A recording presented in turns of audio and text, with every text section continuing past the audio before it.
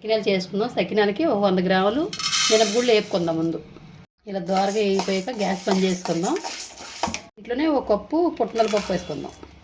చల్లారాక మిక్సీ పట్టుకుందాం. వీటిని ఉరిపిండి తడిపిండి తీసుకోవాలి. మనం అరిసెల పిండి ఇలా తీసుకుంటాం తడిపిండి, అలా తడిపిండి తీసుకోవాలి. నైట్ నానబెట్టేసుకొని ఒక 12 గంటలు మిక్సీ పట్టుకుని తీసుకోవాలి తడిపిండి. ఇది 1/2 కేజీ పిండి తీసుకున్నాను నేను. దీంట్లోనే పుట్నాలను మినపప్పు మిక్సీ పట్టుకున్న పొడి, దీంట్లోనే కొద్దిగా ఉప్పు, వాము, నువ్వులు, దీంట్లోనే కొద్దిగా నెయ్యి వేసుకుందాం. ఇవి నెయ్యి వేసి కలిపేసుకున్నాక కొద్దిగా వాటర్ పోసి కలుపుకుందాం. ఇలా వాటర్ పోసి బాగా కలిపేసుకుని పక్క పెట్టుకుని మూత పెట్టేసుకుందాం. ఇలా ఒక పేపర్ వేసుకుని ఇలా సకినాల్లా పిండి వేసుకొని ఒక అరగంట సేపు వదిలేయండి. వదిలేసి ఇలా తీసుకుని ప్లేట్లో పెట్టుకొని డీప్ ఫ్రై చేసుకుందాం. డీప్ ఫ్రైకి ఆయిల్ పెట్టుకుని ఆయిల్ పెట్టాక ఒక్కొక్కటి మెల్లగా వదులుకోండి.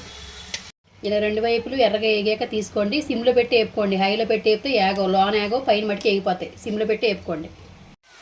ఇలా కలర్ వచ్చాక తీసుకోండి. సకినాలు రెడీ.